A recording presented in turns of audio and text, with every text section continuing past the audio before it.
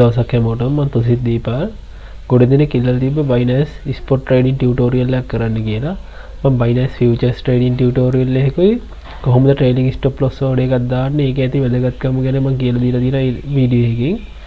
ඒ වගේම binary tick trading උයි binary trading ගැන වෙනම වීඩියෝ ලිස්ට් එකක් හදලා තියෙනවා. ඒකත් බලන්න playlist එකක් තියෙනවා. ඒ වගේම forex ගැනත් වීඩියෝස් ටිකක් හදලා තියෙනවා. ඒ ටිකත් බලන්න forex fundamental news කොහොමද ඒක affect වෙන්නේ market එකට ඒ ටික මම කියලා දෙනවා.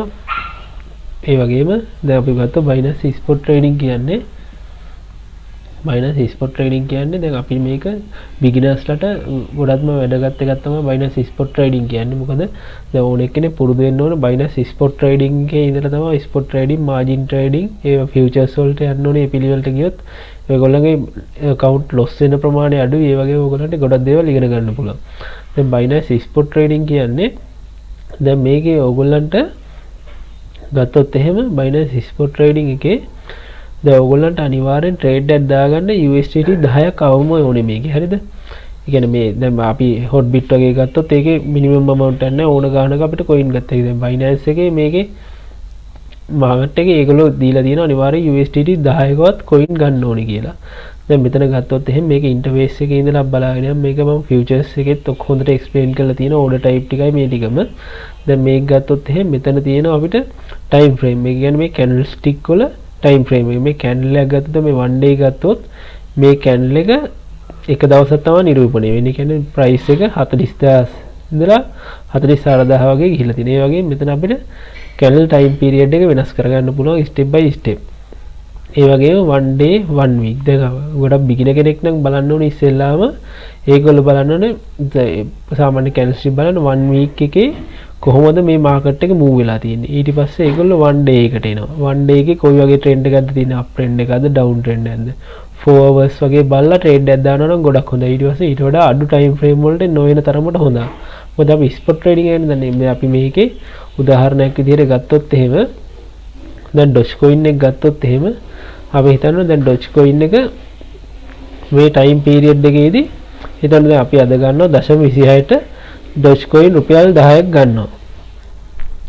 Dogecoin රුපියල් 100ක් ගන්නවා කියමු. දැන් coin අපිට දැන් Dogecoin 726 Dogecoin 100ක් ගන්නවා.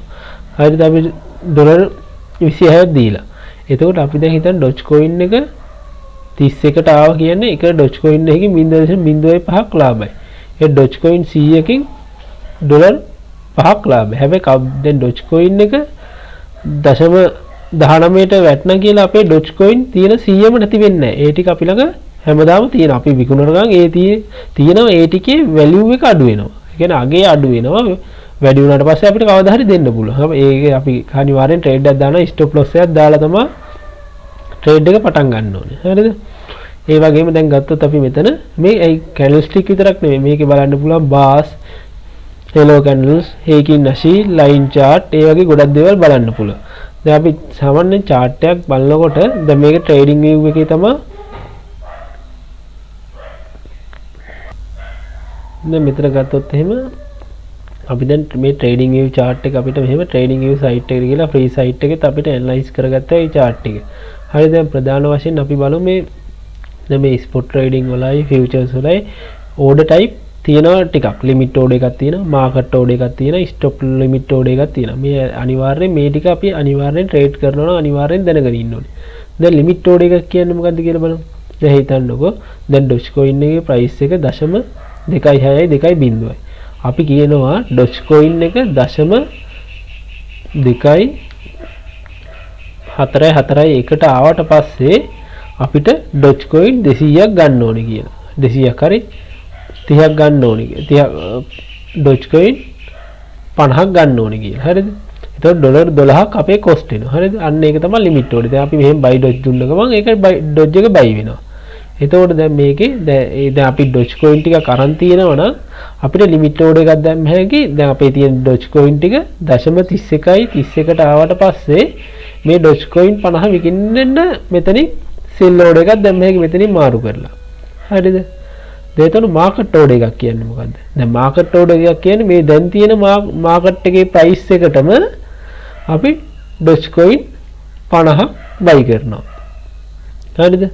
අන්න ඒකට තමයි මාකට් ඕඩර් එකක් කියන්නේ. නැත්තම් මාකට් ඕඩර් එකක් ගන්නවා. දැන් අපිට USDT මගේ account balance එක $23ක් කියන අනිවාර්යෙන් spot trading වල $10ක් ගන්න ඕනේ. හරිද? අපි එතකොට Dogecoin 50ක් ගන්නවා. හරිද? එතකොට මේ stop limit order එකක් කියන්නේ මොකක්ද? stop limit order එකක් කියන්නේ දැන් හිතන්නකෝ දැන් Dogecoin price එක 0.2624යි. හරිද?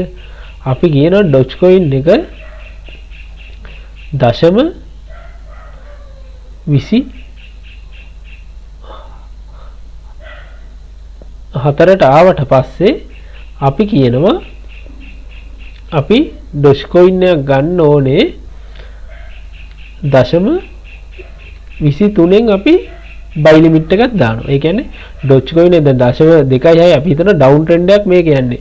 මෙන්න මේ වගේ තැනකට Dogecoin එක 0.26කට වගේ ආවට පස්සේ අපි දානවා 0.24ට ආවට පස්සේ Dogecoin එකේ price එක 0.24ට ආවට පස්සේ අපි trigger වෙන්න දාන order එකක් 0.22න් Dogecoin 50ක් ගන්න කියලා. ඒ කියන්නේ අනිවාර්යයෙන් 0.2 දැන් Dogecoin එකේ price එක 0.26යි.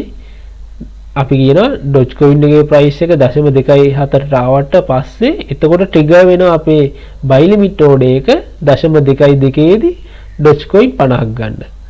ඒක තමයි stop limit order එකක් කියන්නේ. stop limit order එකක් කියන්නේ limit order එකට එක combine වෙච්ච එකක්. limit order එකේ අපි කියන්නේ 0.20ට ආපුවාම උදාහරණයක් විදිහට 0.20ට ආවම coin 50ක් ගන්න කියලා. දැන් මේ කියන්නේ දැන් price එක 0.26 නම් 0.25ට ආවොත් මගේ limit order එකක් දාන්න 0.22ේදී coin 50ක් buy වෙන්න. හරිද? එතකොට මේකේ තව order type එකක් තියෙනවා OC orders කියලා. OC orders. මේක දැන් definition එකත් ඕන ඔයගලන්ට බලුවේ හැකි. One cancels the other to place stop limit order and a limit order at the same time. කියන්නේ stop limit order එකකුයි limit order එකකුයි දෙකක් තියෙනවා. හරිද? මේ දෙකේ combination එකක් තමයි තියෙන්නේ. එතකොට මෙතන ගත්තොත් එහෙම මේ දෙකෙන් ඉස්සෙල්ලාම වෙන එක තමයි order එක වැටෙන්නේ. අනික එක cancel වෙනවා. අන්න ඒක තමයි stop limit OC orders වල තියෙන වෙනස. අනිවාර්යයෙන් මේ orders වල limit order, market order, stop limit order and OC orders ගැන හොඳට ඔයගොල්ලෝ දැනගෙන ඉන්න ඕනේ ට්‍රේඩ් කරනවා නම් අනිවාර්යයෙන්. දැන් අපි ඊළඟට යමු. සාමාන්‍යයෙන් කොහොමද මම බේසික් අන්ඩර්ස්ටෑන්ඩින් එකක් තියෙනවා මේ ස්පොට් ට්‍රේඩින් වල අපි ලොන්ග් ටර්ම් coin එකේ වැලියු එක තමයි බලන්නේ. ඒ හින්දා අපි බලමු දැන් මම ට්‍රේඩින් view එකේ තමයි ඕනෙක් කෙනෙක් ඇනලිසිස් කරන්න මේක ෆ්‍රී සයිට් එකක්. ඕගලන්ට ඕන නම් මේක යූස් කරන්න පුළුවන්. මේක පර්චේස් කරලත් මේක තමයි ඉන්ඩිකේටර්ස් වගේ ඒවා අපිට ෆ්‍රී ගන්න පුළුවන්. දැන් මෙතන ගත්තොත් එහෙම මේ ඔයගොල්ලෝ බලන්න Dogecoin එක මෙතන මේ ට්‍රෙන්ඩ් ලයින් එක බ්‍රේක් කරගෙන යන්න හදලා තියෙනවා මෙන්න මෙතනින්. හරිද?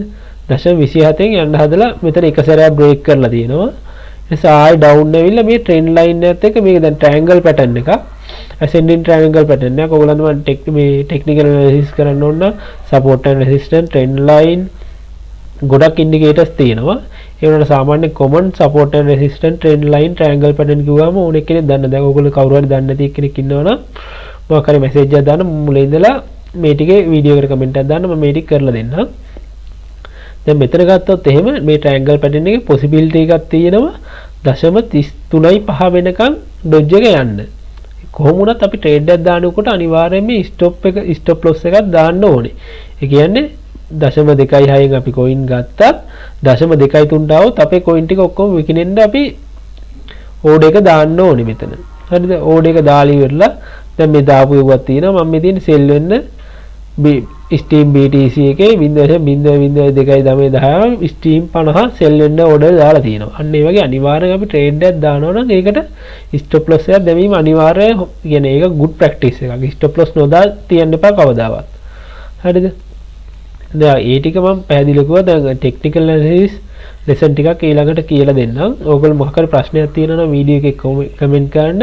Binance futures trailing futures orders කොහොමද දාන්නේ, futures trading කරන්නේ මොනවද, කොහොමද කරන්නේ, ඔක්කොම ටික වීඩියෝ එකක් ඇති මේ playlist එකේ ඒකත් බලන්න.